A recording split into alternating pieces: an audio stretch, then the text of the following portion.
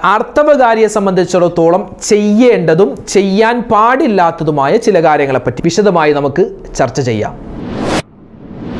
ഒരുപാട് പേര് സംശയം ചോദിക്കുന്നു, ഉസ്താദേ, ഞങ്ങൾ ആർത്തവ രക്തം തുടങ്ങി, അത് അവസാനിച്ചു, അത് നിന്നു, അതിനുശേഷം ഞങ്ങൾ കുളിച്ചു ശുദ്ധിയായി, പിന്നെ ഒരു ദിവസം 2 ദിവസം കഴിയുമ്പോൾ വീണ്ടും രക്തം കാണുന്നു, എങ്കിൽ വീണ്ടും ഞങ്ങൾ കുളിക്കണോ? അപ്പോൾ ഞങ്ങൾ നേരത്തെ നിസ്കരിച്ച, ആദ്യം ശുദ്ധിയായിട്ട് നിസ്കരിച്ച നിസ്കാരമൊക്കെ അള്ളാഹ് സ്വീകരിക്കുമോ? എന്താണ് അതിൻ്റെ ഉത്തരം? ആർത്തവ സമയത്ത് കൊഴിഞ്ഞു പോകുന്ന മുടി, അതുപോലെ നഖം എന്ത് ചെയ്യണം? അത് സൂക്ഷിച്ചു വെക്കേണ്ട ആവശ്യമുണ്ടോ? പിന്നെ അത് കുഴിച്ചിടുമ്പോൾ എന്തെങ്കിലും നിയ്യത്ത് നമ്മൾ പറയേണ്ടതുണ്ടോ? ആർത്തവ സമയത്ത് മുടി വെട്ടാമോ? നഖം മുറിക്കാമോ? കക്ഷരോമം നീക്കാമോ?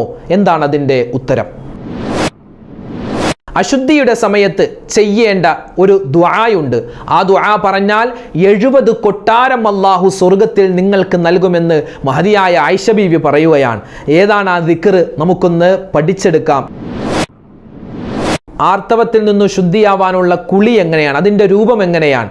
പലരും ശ്രദ്ധിക്കാതെ പോകുന്ന ഒരുപാട് മസ്അലകൾ കുളിയുമായി ബന്ധപ്പെട്ട് നമുക്ക് പറയാനുണ്ട്. ആർത്തവ കുളിച്ച് കഴിഞ്ഞിട്ട് നമുക്ക് 1-2 സുന്നത്തായ കർമ്മങ്ങൾ കൂടി ചെയ്യാനുണ്ട്. നമുക്കതൊക്കെ പഠിച്ചെടുക്കാം. ഈ വീഡിയോ അവസാനം വരെ കാണുക. അസ്സലാമു അലൈക്കും വറഹ്മത്തുള്ളാഹി വബറകാതുഹു. ബിസ്മില്ലാഹി വൽഹംദുലില്ലാഹി അസ്സലാത്തു വസ്സലാമു അലാ റസൂലില്ലാഹി വഅലാ ആലിഹി വസ്വഹ്ബിഹി അജ്മഈൻ. അമ്മാ ബഅദ്. സ്നേഹ ബഹുമാനം നിറഞ്ഞ മുഅ്മിനീങ്ങളെ, ഇന്നത്തെ വീഡിയോയിലൂടെ നമ്മൾ പരിശോധിക്കുന്നത് ഒരു പെണ്ണിന് ഉണ്ടാകുന്ന മാസമുറ, ഹൈള്.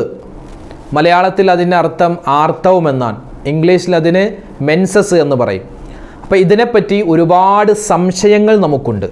ഒരുപാട് മാമൂലുകൾ നമ്മുടെ നാട്ടിൽ ഇതുമായി ബന്ധപ്പെട്ട് നടക്കുന്നുണ്ട്. അപ്പം അതിനെയൊക്കെ നമുക്കൊന്ന് വിശദമായി പരിശോധിക്കാം. ചില ആളുകൾക്ക് ഇതുപോലുള്ള വിഷയങ്ങൾ കാണുകയും കേൾക്കുകയും ചെയ്യുമ്പോൾ ഉസ്താദുമാരോട് കല്ലുകടിയാൻ, ഈ മൊയ്ലിയാക്കന്മാർക്ക് ഉസ്താദുമാർക്ക് ഇതുപോലുള്ള വിഷയങ്ങളെ പറയാനുള്ളൂ, വേറെ എത്രയോ വിഷയങ്ങളുണ്ട്. നമ്മുടെ ചാനലിൽ നമ്മൾ ആ വിഷയങ്ങളൊക്കെ ചർച്ച ചെയ്യുന്നുണ്ട്. ഇതും നമ്മൾ മനസ്സിലാക്കേണ്ട, പ്രത്യേകിച്ച് ഉമ്മമാരും അതുപോലെ തന്നെ ഉപ്പമാരും സഹോദരിമാരും സഹോദരങ്ങളും. ഈ ഒരു വിഷയം സഹോദരിമാർക്ക് മാത്രമുള്ളതല്ല, സഹോദരന്മാർക്ക് കൂടി ഉള്ളതാണ്. നമ്മളെല്ലാവരും ആൺ പെൺ വ്യത്യാസമില്ലാതെ മനസ്സിലാക്കിയിരിക്കേണ്ട മസ്അലകളാണ് നമ്മൾ പറയുന്നത്. ഇസ്ലാമിൻ്റെ ദീനിൻ്റെ പാഠങ്ങളാണ്. ആരെന്ത് പറഞ്ഞാലും അത് നമ്മൾ മൈൻഡ് ചെയ്യണ്ട. ആരെന്ത് മോശം കമൻ്റ് എഴുതിയാലും അതിന് മറുപടി പറയാൻ നിൽക്കണ്ട. ഇത് നമ്മൾ മനസ്സിലാക്കേണ്ട, ആഖിറത്തിൽ നമുക്ക് വിജയിക്കേണ്ട കാര്യങ്ങളാണ് പറയുന്നത്. അത് കേൾക്കുക. പരിശുദ്ധമായ ഇസ്ലാമിൽ ഒരു ആർത്തവകാരിക്ക് എന്ത് പ്രാധാന്യമാണുള്ളത്, അവൾക്ക് എന്ത് ചെയ്യാം, എന്ത് ചെയ്യാൻ പാടില്ല, അതുപോലെ തന്നെ ആർത്തവകാരിയെ മാറ്റി നിർത്തണോ, തുടങ്ങിയ കാര്യങ്ങൾ നമുക്കൊന്ന് ചർച്ച ചെയ്യാം. ഒരു സ്ത്രീയെ സംബന്ധിച്ചിടത്തോളം അവളുടെ പൂർണ്ണത എത്തുന്നത്, അതായത് ഒരു സ്ത്രീ എന്ന നിലയിൽ അവൾ പൂർണ്ണമായി മാറുന്നത് അവളുടെ ആർത്തവം പുറപ്പെടുന്നതോടുകൂടെയാണ്. എൻ്റെ ശബ്ദം കേൾക്കുന്ന എൻ്റെ ഉമ്മമാരും സഹോദരിമാരും, നിങ്ങൾക്കെല്ലാവർക്കും ഒരുപക്ഷെ ഓർമ്മയുണ്ടാവാം, നിങ്ങൾക്ക് ആദ്യമായി മെൻസസ് ഉണ്ടായ സമയം അതൊരു ആഘോഷമായിരുന്നു. പല നാടുകളിലും പല വീടുകളിലും അതൊരു ആഘോഷമാണ്. പക്ഷെ നമ്മുടെ നാടുകളിൽ അത്ര ആഘോഷമില്ല എങ്കിലും നമ്മുടെ ഉമ്മാക്കൊരു സന്തോഷം, നമ്മുടെ ഉമ്മക്ക് പ്രത്യേക ഒരു സ്നേഹം, നമ്മുടെ വാപ്പിച്ചിക്ക് ഒരു പ്രത്യേക സ്നേഹം. അതുപോലെ തന്നെ വാപ്പിച്ചി എന്ത് മിഠായി കൊണ്ടുവരുന്നു, അല്ലെങ്കിൽ സ്വർണത്തിൻ്റെ മോതിരം, അല്ലെങ്കിൽ സ്വർണത്തിൻ്റെ മാല, ഒരു സമ്മാനങ്ങൾ നൽകുന്നു. എൻ്റെ ജീവിതത്തിൽ എന്തോ ഒരു വഴിത്തിരിവാണ്, എന്തോ ഒരു മാറ്റം സംഭവിച്ചിട്ടുണ്ട്, എന്നെ എല്ലാവരും ഒന്ന് പരിഗണിക്കുന്നുണ്ട്, എനിക്കൊരു സ്ഥാനം നൽകുന്നുണ്ട് എന്ന് തോന്നുന്ന തരത്തിൽ എന്തെങ്കിലും ഒരു പെരുമാറ്റങ്ങൾ ആ ഒരു ആദ്യത്തെ ആർത്തവത്തിൻ്റെ സമയത്ത് നിങ്ങൾക്കുണ്ടായിട്ടുണ്ടാകും.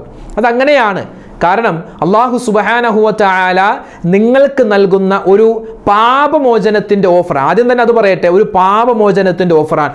ഒരു മാസക്കാലം നിങ്ങൾ ചെയ്യുന്ന പാപങ്ങൾ കഴുകി ശുദ്ധിയാക്കുന്ന ഒരു പ്രകൃതിയാണ്, ഒരു പ്രക്രിയയാണ് ആർത്തവം എന്നുള്ളത്. കാരണം ആ സമയത്ത് നിങ്ങൾ അനുഭവിക്കുന്ന വേദനയും അസ്വസ്ഥതയും അതുമായി ബന്ധപ്പെട്ട് എന്തെല്ലാം വിഷമങ്ങൾ അനുഭവിക്കുന്നുണ്ടോ ആ വിഷമത്തിന് അല്ലാഹു തആല വലിയ പ്രതിഫലം നൽകും. ഒരുപക്ഷെ നിങ്ങളുടെ പാപങ്ങൾ അല്ലാഹു പുറത്തേക്കാം, നിങ്ങൾക്ക് വലിയ ദറജകൾ നൽകിയേക്കാം, നിങ്ങൾക്ക് അല്ലാഹു തആല വലിയ പ്രതിഫലങ്ങൾ നൽകിയേക്കാം. പക്ഷേ ഈ ഒരു ഓഫർ പുരുഷന്മാർക്കില്ല. അത് സ്ത്രീകൾക്ക് മാത്രം അള്ളാഹു കൊടുക്കുന്നതാണ്. അപ്പോൾ പറഞ്ഞു വന്നത്, ആർത്തവുമായി ബന്ധപ്പെട്ട്, ഈ അശുദ്ധിയുമായി ബന്ധപ്പെട്ട് ഒരുപാട് വിശ്വാസങ്ങൾ നമ്മുടെ രാജ്യത്തും നമ്മുടെ നാടുകളിലുമുണ്ട്. പണ്ടൊക്കെ ഒരു പെണ്ണ് ആർത്തവകാരിയായാൽ അവൾ അടുക്കളയിൽ കയറാൻ പാടില്ല, ഭക്ഷണം ഉണ്ടാക്കാൻ പാടില്ല, പുരുഷന്മാരുടെ അടുത്ത് പോകാൻ പാടില്ല, അച്ചാറ് കൂട്ടാൻ പാടില്ല, നിലത്ത് പായ വിരിച്ച് കിടക്കണം, പ്രത്യേകമായ മുറി അവൾക്കുണ്ടാകും, അവിടെ മാത്രമേ അവൾ ഇരിക്കാൻ പാടുള്ളൂ, അവളുടെ വസ്ത്രം മറ്റുള്ളവർ എടുക്കാൻ പാടില്ല, അവൾ കഴിച്ച പാത്രത്തിൽ കഴിക്കാൻ പാടില്ല, അവൾ ഉണ്ടാക്കിയ ഭക്ഷണം കഴിക്കാൻ പാടില്ല. ഇങ്ങനെ ഒരുപാട് അന്ധവിശ്വാസങ്ങൾ, അനാചാരങ്ങൾ നമ്മുടെ നാട്ടിലുണ്ട്. ഇന്നും പല കുടുംബത്തിലും പല നാടുകളിലും അതുണ്ട്. എന്നാൽ അതിനെയൊക്കെ അറുത്തു മുറിച്ച് മാറ്റുകയാണ് പരിശുദ്ധമായ ഇസ്ലാം.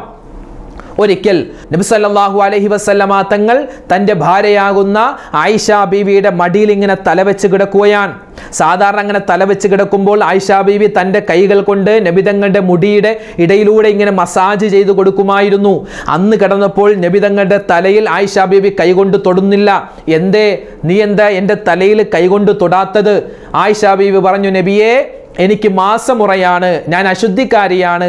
ആ സമയത്ത് അള്ളാന്റെ റസൂല് പറഞ്ഞത്, അതിന് നിന്റെ കയ്യിലാണോ അശുദ്ധിയുള്ളത്?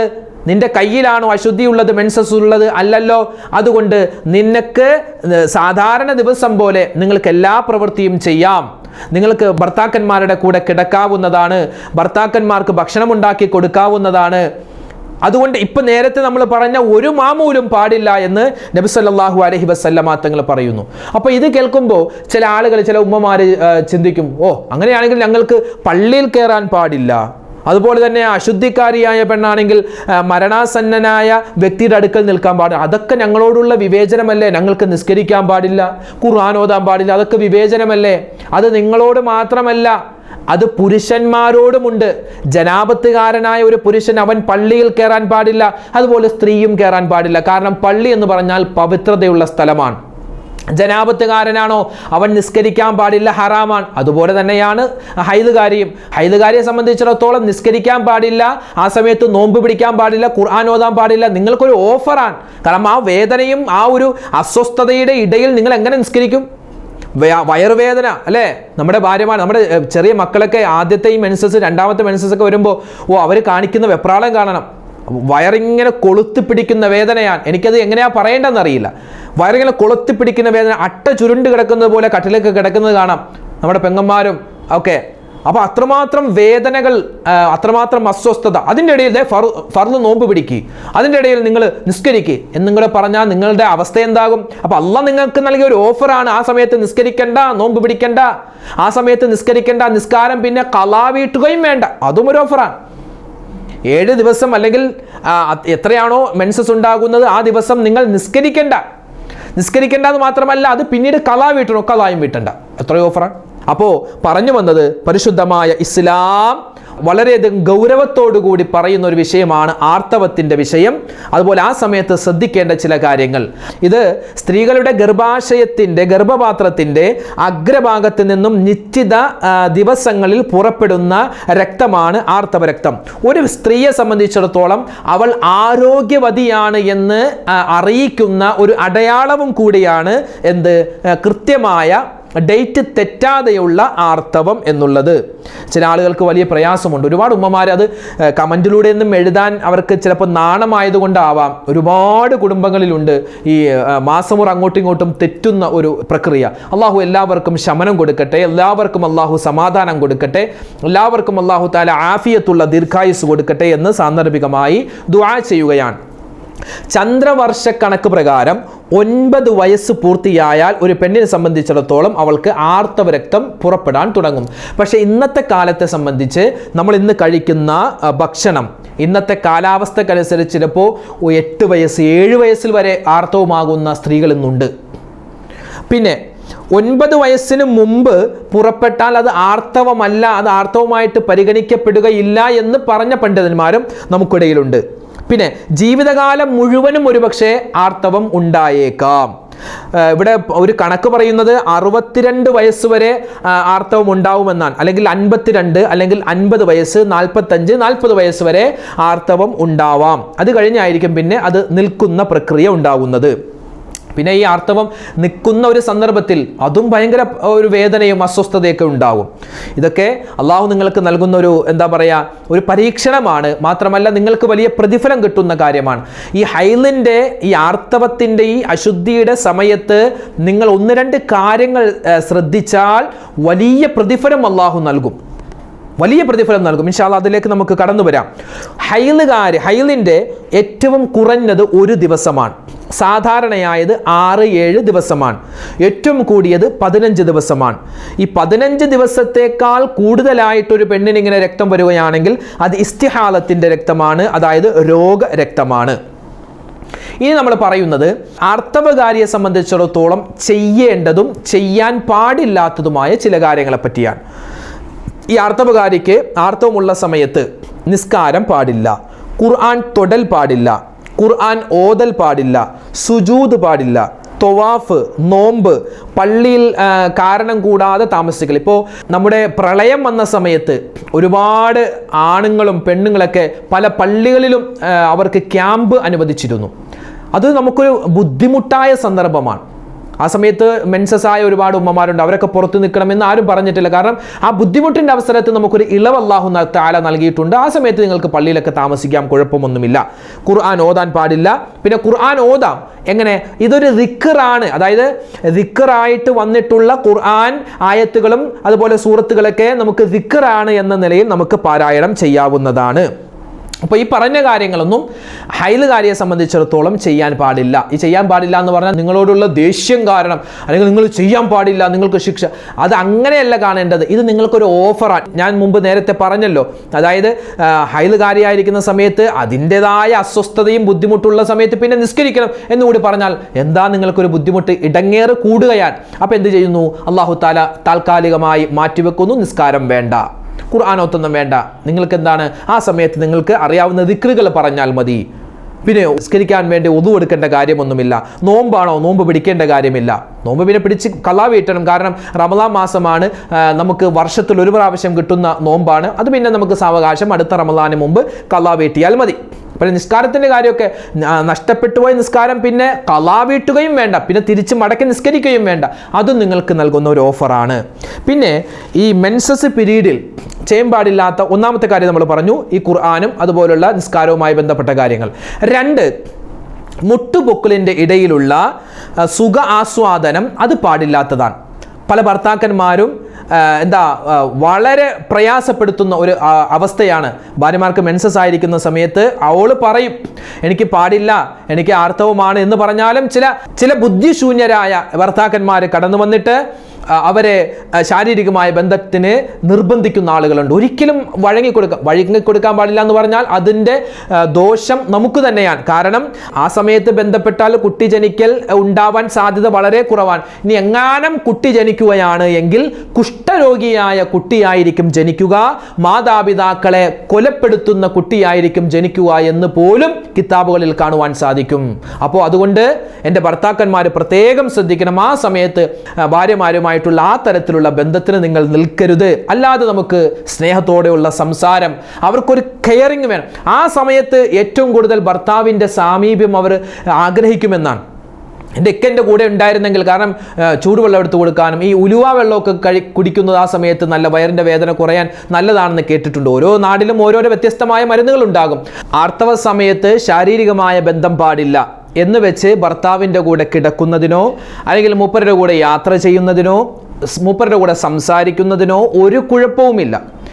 അവരുണ്ടാക്കിയ ഭക്ഷണം നമുക്ക് കഴിക്കാം, ആർത്തവകാരികൾ ഉണ്ടാക്കിയ ഭക്ഷണം കഴിക്കാം, അതുപോലെ തന്നെ അവരോട് സംസാരിക്കാം, അവരുടെ കൂടെ ഇരിക്കാം, അതിനൊന്നും ഒരു കുഴപ്പമില്ല. പക്ഷെ മറ്റു മതങ്ങളെ സംബന്ധിച്ചിടത്തോളം അവരൊക്കെ ഈ ആർത്തവകാരികളായ അശുദ്ധിക്കാരികളായ പെണ്ണുങ്ങൾക്ക് താമസിക്കാൻ വീടിൻ്റെ അടുത്ത് തന്നെ ഒരു കോലായി പോലെ, ഒരു ചായ്പ് പോലെ പ്രത്യേക സ്ഥലമുണ്ടാക്കി അവിടെ പോയി താമസിക്കണമായിരുന്നു. അവർക്ക് ആ സമയത്ത് കഴിക്കാൻ പ്രത്യേക ഭക്ഷണം കഴിക്കാൻ പ്രത്യേക പാത്രം വരെയൊക്കെ ഉണ്ടായിരുന്നു. പരിശുദ്ധമായ ഇസ്ലാം ഇതൊന്നും പറയുന്നില്ല, ഇതൊന്നും പാടില്ല എന്നാണ് പറയുന്നത്. പറയുന്നത്. അപ്പോൾ എന്ത് തന്നെയാവട്ടെ, ആ സമയത്തൊക്കെ ഭാര്യമാർ കൂടുതൽ ആഗ്രഹിക്കുന്നത് ഭർത്താക്കന്മാർ അടുത്തുണ്ടാവണം. എന്തിനാണ്? എന്താ പറയുക, ഒരു സാന്ത്വനത്തിൻ്റെ വാക്കുകൾ കുഴപ്പമില്ല, പോട്ടെ, ഇതൊക്കെ ശരിയാകും, പിന്നെ ചൂടുവെള്ളം എടുത്തു കൊടുക്കുക, അവർക്ക് ഈ പാഡ് ഉണ്ടല്ലോ, ആ സമയത്ത് അവർ വെക്കുന്ന പാഡ് വാങ്ങിച്ചു കൊടുക്കുക, അങ്ങനെയുള്ള ഒരു എന്താ പറയുക, ഒരു സ്നേഹവാത്സല്യത്തിൻ്റെ പെരുമാറ്റം അവർ വളരെയധികം ആഗ്രഹിക്കുന്ന സമയമാണ് അത്. അപ്പോൾ അതുകൊണ്ട് ഈ രണ്ട് കാര്യങ്ങൾ പ്രത്യേകം ശ്രദ്ധിക്കുക, ചെയ്യാൻ പാടില്ലാത്ത കാര്യമാണ്. ഇനി എൻ്റെ ഉമ്മമാരോട് പറയാനുള്ളത്, ഇപ്പോൾ നമ്മൾ ഇത്രയും നേരം പറഞ്ഞത് ചെയ്യാൻ പാടില്ലാത്ത കാര്യമാണ്. ഇനി ചെയ്യേണ്ടത്, നിങ്ങൾക്ക് വലിയൊരു ഓഫറിൻ്റെ പെരുമഴക്കാലമാണ് നിങ്ങളുടെ ആ ഒരു മെൻസസിൻ്റെ കാലഘട്ടം. അതായത് ഇവിടെ മഹദിയായ ആയിഷ ബീവി റളിയല്ലാഹു തആല അൻഹ പറയുന്ന ഒരു ദിക്ർ ഞാൻ പറഞ്ഞു തരാം. മെൻസസ് ഉള്ള ഉമ്മമാരെ, നിങ്ങൾക്ക് ഒരു ദിക്റല്ല 3-4 ദിക്ർ ഇവിടെ പറയുന്നുണ്ട്. ആ ദിക്റുകൾ, ആ തസ്ബീഹുകൾ നിങ്ങൾക്ക് എത്രയാണോ ചൊല്ലാൻ പറ്റുന്നത് ആ എണ്ണം ഇങ്ങനെ ചൊല്ലിയാൽ അള്ളാഹു അതിനനുസരിച്ചുള്ള പ്രതിഫലം നൽകും. ആയിഷ ബീവി പറയുകയാണ്, എന്ത്? ഒരു ദിക്ർ നിങ്ങൾ പറയണേ. മെൻസസ് ഉള്ള ഉമ്മമാർ അല്ലാത്ത സമയത്തും പറയാം, പ്രത്യേകിച്ച് ഈ സമയത്ത് പറഞ്ഞാൽ വലിയ പ്രതിഫലമാണ്. ഏതാണ്? ഇവിടെ നിങ്ങൾക്ക് സ്ക്രീനിൽ കാണാം ആ ഒരു ദിക്ർ ഏതാണെന്ന്. വളരെ സിമ്പിളാണ് പറയാൻ. അൽഹംദുലില്ലാഹി അലാ കുല്ലി ഹാൽ അസ്തഗ്ഫിറുല്ലാഹ മിൻ കുല്ലി ദംബ്. ഒന്നുകൂടി പറയാം. അൽഹംദുലില്ലാഹി അലാ കുല്ലി ഹാൽ അസ്തഗ്ഫിറുല്ലാഹ മിൻ കുല്ലി ദംബ്. എന്താ അതിൻ്റെ അർത്ഥം? അൽഹംദുലില്ലാ, സർവസ്തുതിയും അല്ലാഹുവേ നിനക്കാകുന്നു, അലാ കുല്ലി ഹാൽ, എല്ലാ അവസരത്തിലും എല്ലാ സമയത്തും, എൻ്റെ ദുഃഖത്തിൻ്റെ, പ്രയാസത്തിൻ്റെ, എൻ്റെ സങ്കടത്തിൻ്റെ ഏതവസ്ഥയിലും അല്ലാഹുവേ നിനക്കാകുന്നു സർവസ്തുതിയും.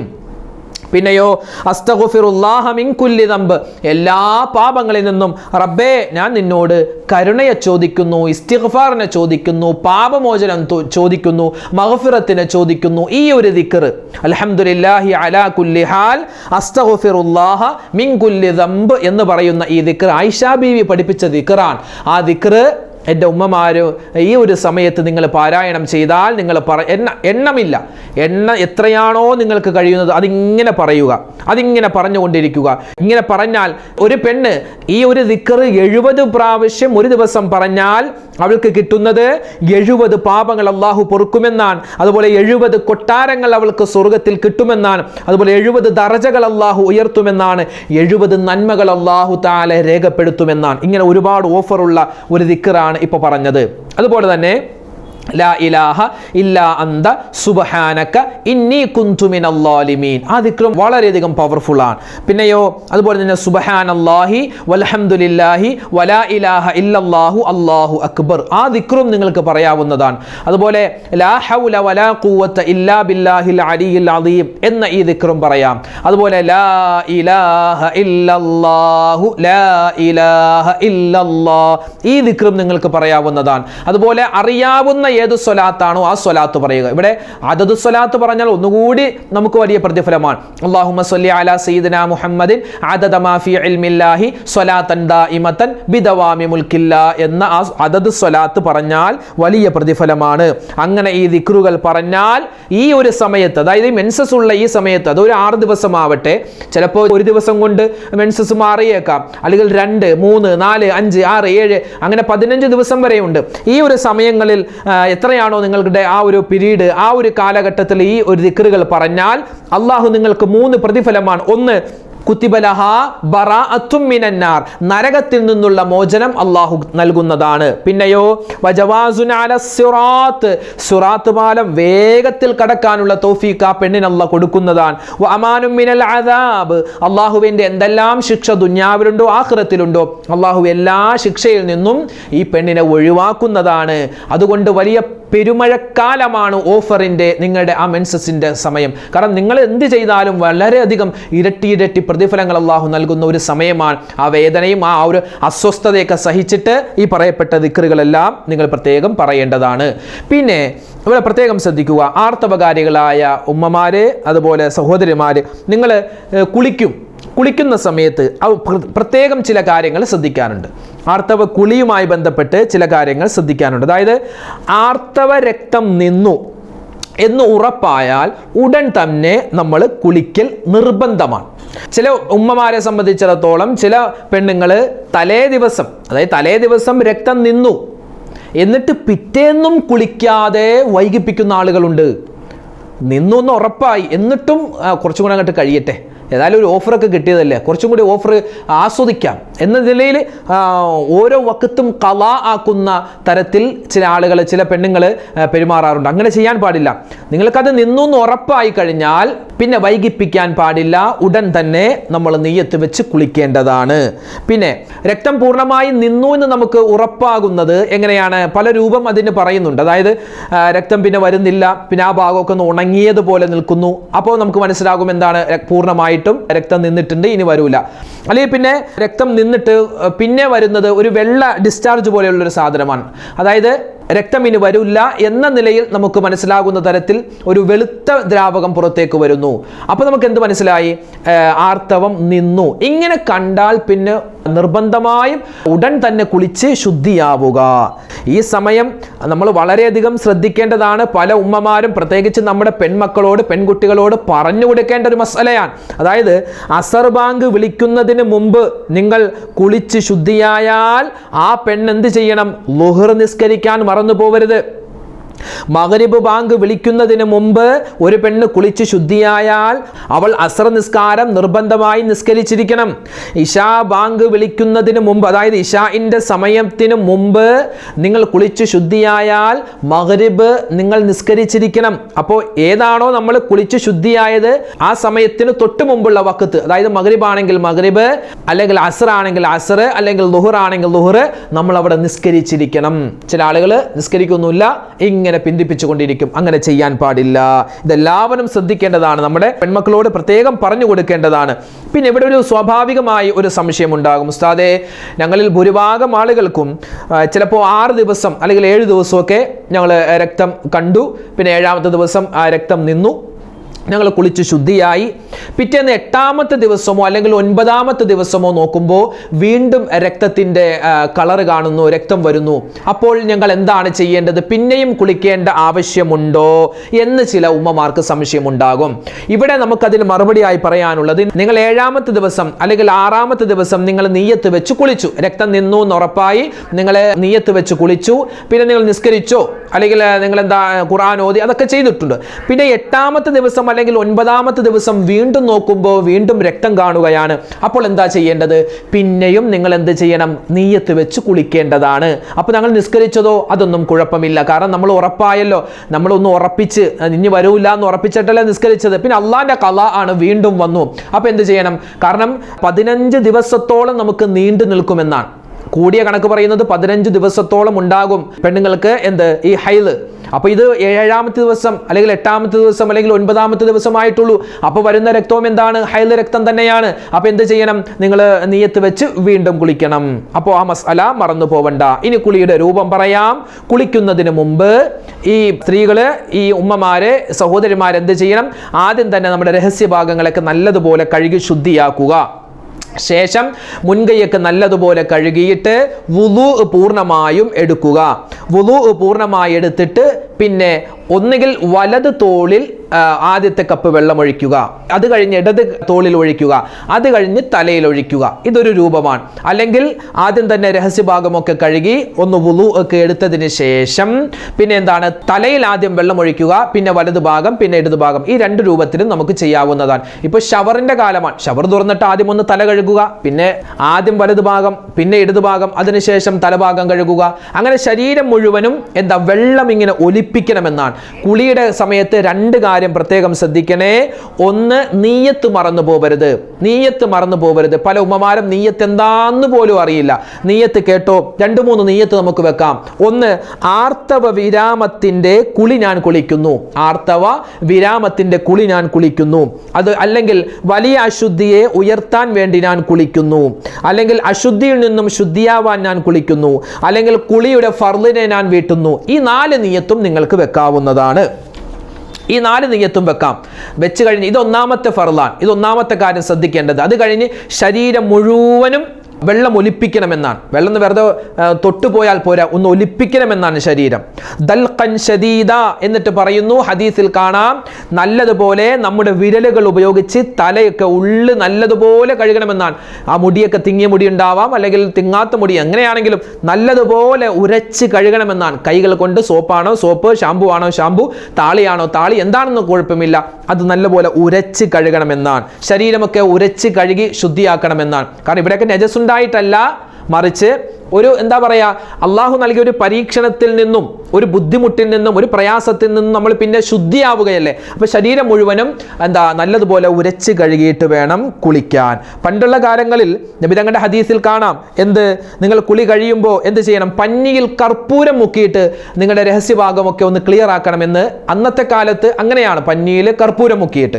പക്ഷെ ഇന്നത്തെ കാലത്ത് നമുക്ക് അങ്ങനത്തെ ടിഷ്യൂകൾ കിട്ടും, നല്ല സുഗന്ധമുള്ള, അത് ആണിനും പെണ്ണിനും ഉപയോഗിക്കാൻ പറ്റുന്നതാണ്. ആ ഭാഗമൊക്കെ ഒന്ന് ക്ലിയർ ആക്കാൻ വേണ്ടി, ശുദ്ധിയാക്കാൻ വേണ്ടിയുള്ള ടിഷ്യൂകൾ കിട്ടും. അപ്പോൾ അത് ഉപയോഗിച്ച് ഒന്ന് ക്ലിയർ ആക്കലും, കുളി കഴിഞ്ഞിട്ട് അത് ഉപയോഗിച്ച് ഒന്ന് അവിടേക്ക് ക്ലിയർ ആക്കലും നല്ലതാണ്, ശുദ്ധിയാക്കലും നല്ലതാണ്. അപ്പോൾ ഇതാണ് കുളിയുടെ രൂപം.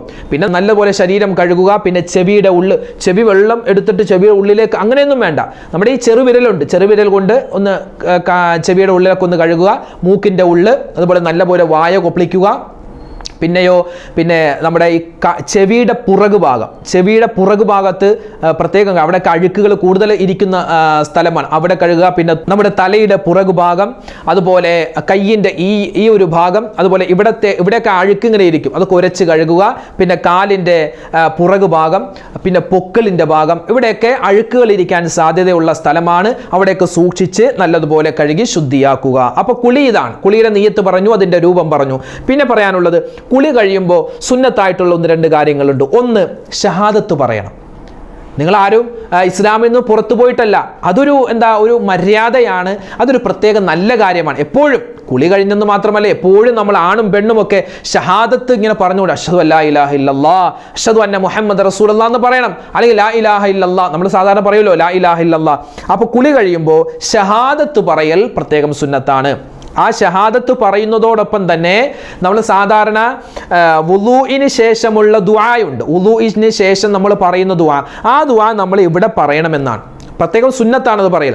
അപ്പോൾ ഈ കുളി കഴിയുമ്പോൾ തന്നെ നമ്മൾ എന്ത് ചെയ്യുക, വുളു എടുക്കാൻ പ്രത്യേകം ശ്രദ്ധിക്കുക. ആദ്യം നമ്മൾ രഹസ്യഭാഗമൊക്കെ കഴുകുക, പിന്നെ ഒന്ന് വുളു എടുക്കുക, അതിനുശേഷം കുളിക്കുക.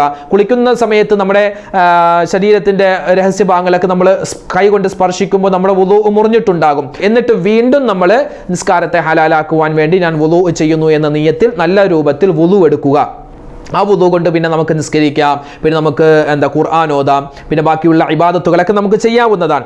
അപ്പോൾ കുളിയൊക്കെ കഴിഞ്ഞിട്ട് നിങ്ങൾ ആദ്യം ഷഹാദത്ത് എന്ന് പറയുക. ഇത് സുന്നത്തായ കാര്യമാണ്. ഷഹാദത്ത് പറഞ്ഞതിന് ശേഷം നമ്മൾ വുളുവിന് ശേഷം പറയുന്ന ദുആ പറയൽ പ്രത്യേകം സുന്നത്താണ്. എന്താണ്?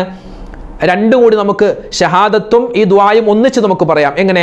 അഷ്ഹദു അല്ലാ ഇലാഹ ഇല്ലല്ലാഹു വഹ്ദഹു ലാ ശരീക ലഹു വഅഷ്ഹദു അന്ന സയ്യിദനാ മുഹമ്മദൻ അബ്ദുഹു വറസൂലുഹു അല്ലാഹുമ്മ ജഅൽനി മിനത് തവ്വാബീന വജഅൽനി മിനൽ മുതത്വഹിരീന വജഅൽനി മിൻ ഇബാദിക സ്വാലിഹീൻ സുബ്ഹാനകല്ലാഹുമ്മ വബിഹംദിക അഷ്ഹദു അല്ലാ ഇലാഹ ഇല്ലാ അൻത അസ്തഗ്ഫിറുക വഅതൂബു ഇലൈക്. ഇതാണ് പരിപൂർണമായ ആ ദുആ. ഒന്നുകൂടി പറയാം, കേട്ടോ, നിങ്ങൾക്ക് സ്ക്രീനിൽ കാണാം. അഷ്ഹദു അല്ലാ ഇലാഹ ഇല്ലല്ലാഹു വഹ്ദഹു ലാ ശരീക ലഹു വഅഷ്ഹദു അന്ന സയ്യിദനാ മുഹമ്മദൻ അബ്ദുഹു വറസൂലുഹു. അപ്പോൾ ഷഹാദത്തായി. പിന്നെയോ അത് കഴിഞ്ഞ് അല്ലാഹുമ്മ ജഅൽനി മിനത് തവ്വാബീന വജഅൽനി മിനൽ മുതത്വഹിരീന വജഅൽനി മിൻ ഇബാദിക സ്വാലിഹീൻ സുബ്ഹാനകല്ലാഹുമ്മ വബിഹംദിക അഷ്ഹദു അല്ലാ ഇലാഹ ഇല്ലാ അൻത അസ്തഗ്ഫിറുക വഅതൂബു ഇലൈക്. ഈ ദുആ പറഞ്ഞാൽ അൽഹംദുലില്ലാഹ് റാഹത്തായി. പിന്നെ അതിനുശേഷം 2 റക്അത്ത് ഒരു സുന്നത്ത് നിസ്കാരം നല്ലതാണ്. സുന്നത്ത്, ഇതൊന്നും നിർബന്ധമായ കാര്യമല്ല, സുന്നത്തായ കാര്യം. 2 റക്അത്ത് ഒരു സുന്നത്ത് നിസ്കാരം. കാരണം ഇത്രയും ദിവസം ഒരാഴ്ചക്കാലം നമ്മൾ നിസ്കരിച്ചില്ലല്ലോ, അല്ലേ? നിസ്കരിച്ചില്ല. പിന്നെ വീണ്ടും അല്ലാഹു തആല നമ്മുടെ ശരീരമൊക്കെ ശുദ്ധിയാക്കി തന്ന് അല്ലാഹുവിന് സുജൂദ് ചെയ്യാനുള്ള അവസരം നമുക്ക് നൽകി. അതിനൊരു നന്ദി എന്നോണം, ഒരു ശുക്രിൻ്റെ നിയ്യത്ത്, 2 റക്അത്ത് ശുക്ർ ഞാൻ നിസ്കരിക്കുന്നു അല്ലാഹു തആലാക്ക് വേണ്ടി എന്ന നിയ്യത്തിൽ 2 റക്അത്ത് ഒരു ശുക്രിൻ്റെ, ഒരു നന്ദിയുടെ 2 റക്അത്ത് നിസ്കരിക്കൽ പ്രത്യേകം അവിടെ നല്ലതാണ്. പിന്നെ ശ്രദ്ധിക്കാനുള്ളത്, അശുദ്ധിക്കാരിയായ ഉമ്മമാരെ സംബന്ധിച്ചിടത്തോളം അവർക്ക് പല സംശയങ്ങളുണ്ട്. അശുദ്ധിയായ സമയത്ത് നഖം മുറിക്കാമോ, മുടി വെട്ടാമോ, ഇനി നഖമോ മുടിയോ കൊഴിഞ്ഞു പോയാൽ എന്ത് ചെയ്യണം? പണ്ട് മുതലേ നമ്മൾ ചെയ്തു വരുന്ന ഒരു കാര്യമുണ്ട്. കൊഴിഞ്ഞു പോയ മുടിയും അല്ലെങ്കിൽ നമ്മൾ അറിയാതെ വെട്ടിപ്പോയ മുടിയും നഖവും ഒക്കെ എന്ത് ചെയ്യും? സൂക്ഷിച്ചു വെക്കും. അത് നമ്മൾ വലിയ കുളിക്കുന്ന സമയത്ത് അതും കൂടി കഴുകിയിട്ട് നമ്മൾ കുഴിച്ചിടുന്ന സ്വഭാവമുണ്ട്. അങ്ങനെ ചെയ്യേണ്ട കാര്യമൊന്നുമില്ല. ആ സമയത്ത് മുടി വെട്ടലോ നഖം വെട്ടലോ നല്ലതല്ല, ചെയ്യാതിരിക്കലാണ് വേണ്ടത്. പിന്നെയോ നിർബന്ധം എന്തെങ്കിലും സാഹചര്യം വന്നാൽ ചെയ്യുന്നതിന് തടസ്സമൊന്നുമില്ല. പക്ഷേ ആർത്തവകാരിയായിരിക്കെ, വലിയ ശുദ്ധിക്കാരിയായിരിക്കെ മുടി വെട്ടലോ നഖം വെട്ടലോ പാടില്ല. അങ്ങനെ ചെയ്യാതിരിക്കലാണ് നല്ലത്. ഇനി ഈ ഒരു സമയത്ത്, ഈ ആർത്തവത്തിൻ്റെ സമയത്ത് ഇങ്ങനെ നഖമോ മുടിയോ ഒക്കെ കൊഴിഞ്ഞു വീഴുമല്ലോ, അപ്പോൾ അത് നമ്മൾ എടുത്തു വെച്ച് സൂക്ഷിക്കേണ്ട കാര്യമൊന്നുമില്ല. അതെന്ത് ചെയ്യാം? നമുക്ക് ആ സമയത്ത് തന്നെ സാധാരണ പോലെ കുഴിച്ചിട്ടാൽ മതി. അത് കഴുകി ശുദ്ധിയാക്കി ഒരു നീയത്തൊക്കെ പറഞ്ഞ് കുഴിച്ചിട്ട് അതൊന്നും വേണ്ട. അതെപ്പോഴാണോ പോയത് ആ മുടിയൊക്കെ എടുത്ത് ആ നഖമൊക്കെ ഒന്നെടുത്ത് എന്ത് ചെയ്യുക? ഒരു കുഴി ഒഴിച്ചിട്ട് അങ്ങോട്ട് ഇടുക. അത് ഈ അശുദ്ധിയുടെ സമയത്ത് മാത്രമല്ല, ബാക്കി ഏത് സമയത്തും നിങ്ങളുടെ മുടിയും നഖമൊക്കെ ഉണ്ട്, അതൊക്കെ കുഴിച്ചിടണം. അത് അലസമായി ഇടാൻ ഒരിക്കലും പാടില്ല. പിന്നെ പരമാവധി പിരീഡ് ആകുന്നതിന് മുമ്പ്, നമുക്കറിയാമല്ലോ ഏകദേശം ഡേറ്റ്. അപ്പോൾ പിരീഡ് ആകുന്നതിന് മുമ്പ് തന്നെ നമ്മൾ എന്ത് ചെയ്യുക? ഈ നഖവും അതുപോലെ മുടി വെട്ടേണ്ടതുണ്ടെങ്കിൽ ആ മുടിയൊക്കെ ഒന്ന് വെട്ടി, അതുപോലെ കക്ഷത്തിൻ്റെ രോമം, ഗുഹ്യഭാഗത്തെ രോമമൊക്കെ ഒന്ന് നീക്കം ചെയ്യൽ ഏറ്റവും ഹൈറാണ്, ഏറ്റവും നല്ലതാണ്. പിന്നെ ഒരിക്കലും നമ്മൾ കുളിക്കുന്നതിന് മുമ്പ്, നമ്മൾ ഈ വലിയ കുളിക്കുന്നതിന് മുമ്പ് കക്ഷരോമമോ അതുപോലെ ഗുഹ്യഭാഗത്തെ രോമമോ നീക്കം ചെയ്യാൻ പാടില്ല. നീയത്ത് വെച്ച് കുളിച്ചതിന് ശേഷം മാത്രമേ കക്ഷത്തിൻ്റെ രോമവും അതുപോലെ ഗുഹ്യഭാഗ രോമവും ഒക്കെ നീക്കം ചെയ്യാൻ പാടുള്ളൂ. അപ്പോൾ ഇതൊക്കെ അറിഞ്ഞിരിക്കേണ്ട, നമ്മൾ മനസ്സിലാക്കേണ്ട മസ്അലകളാണ് എൻ്റെ ഉമ്മമാർക്ക് പറഞ്ഞു തന്നത്. പിന്നെ അതുപോലെ ശ്രദ്ധിക്കേണ്ട ഒരു കാര്യമാണ്, ഇപ്പോൾ നമ്മൾ ഈ കാലത്ത് ഒരുപാട് യാത്രകൾ ചെയ്യുന്നവരാണ്. പ്രത്യേകിച്ച് ഭക്ഷണം കഴിക്കാൻ ഹോട്ടലിൽ പോകുന്നു, മോളുകളിൽ പോകുന്നു, അതുപോലെ ഷോപ്പിംഗ് കോംപ്ലക്സുകളിൽ പോകുന്നു, അതുകൂടാതെ ഹോസ്പിറ്റലിൽ പോകുന്നു, മറ്റ് സ്ഥലങ്ങളിലൊക്കെ പോകുന്നവരാണ്, യാത്ര ചെയ്യുന്നവരാണ്. പ്രത്യേകിച്ച് ഈ സമയത്തുമൊക്കെ നമ്മൾ യാത്ര ചെയ്യും, ഈ മെൻസസിൻ്റെ പീരീഡിലൊക്കെ. അപ്പോൾ ആ സമയത്ത് ഉപയോഗിക്കുന്ന പാഡുകൾ പരമാവധി ജനങ്ങൾക്ക് ഉപദ്രവമില്ലാത്ത തരത്തിൽ നമ്മൾ കൈകാര്യം ചെയ്യുക. ചില സ്ത്രീകളൊക്കെ അത് ഉപയോഗിച്ചതിന് ശേഷം ക്ലോസറ്റിൽ ഇട്ടിട്ട് ഫ്ലഷ് അടിക്കും. അത് ആ സമയത്ത് ചിലപ്പോൾ കറങ്ങി ഉള്ളിലേക്ക് പോയി അതവിടെ തടഞ്ഞു നിൽക്കും. പിന്നെ അത് ബാക്കി ഉപയോഗിക്കുന്നവർക്കൊക്കെ ഭയങ്കര ബുദ്ധിമുട്ടാകുന്ന ഒരുപാട് അവസ്ഥ നമ്മുടെ ചുറ്റുപാടും ഒരുപാട് സ്ഥലത്ത് ഉണ്ടായിട്ടുണ്ട്. അപ്പം അങ്ങനെ ചെയ്യരുത്. ഇപ്പോൾ മിക്ക ഹോസ്പിറ്റലിൽ ചെന്നാലും, മിക്ക മോളുകളിലാണെങ്കിലും ഒക്കെ, മാളുകളിൽ ഒക്കെ ചെന്നാൽ ആ ഒരു പാഡ് ഇടാൻ, അത് ഉപയോഗിച്ച് കഴിഞ്ഞ് അത് സൂക്ഷിക്കാൻ, അത് നിക്ഷേപിക്കാൻ പല സംവിധാനങ്ങളുമുണ്ട്. അപ്പോൾ ആ സംവിധാനങ്ങൾ നമ്മൾ പരമാവധി ഉപയോഗപ്പെടുത്തുക. അത് അലക്ഷ്യമായി അവിടെ ഇവിടെ ഇടുകയോ അല്ലെങ്കിൽ അത് ക്ലോസറ്റിലേക്ക് ഇട്ട് ഫ്ലഷ് അടിച്ചാണെന്നോ അത് പോവില്ല, അത് ഉള്ളിൽ തന്നെ കിടക്കും. കാരണം അത് വെള്ളത്തിൽ അന്യ ചെല്ലാത്ത സൈസ് സാധനങ്ങളാണ് ഇപ്പോൾ നമുക്ക് വിപണിയിൽ കിട്ടുന്നത്.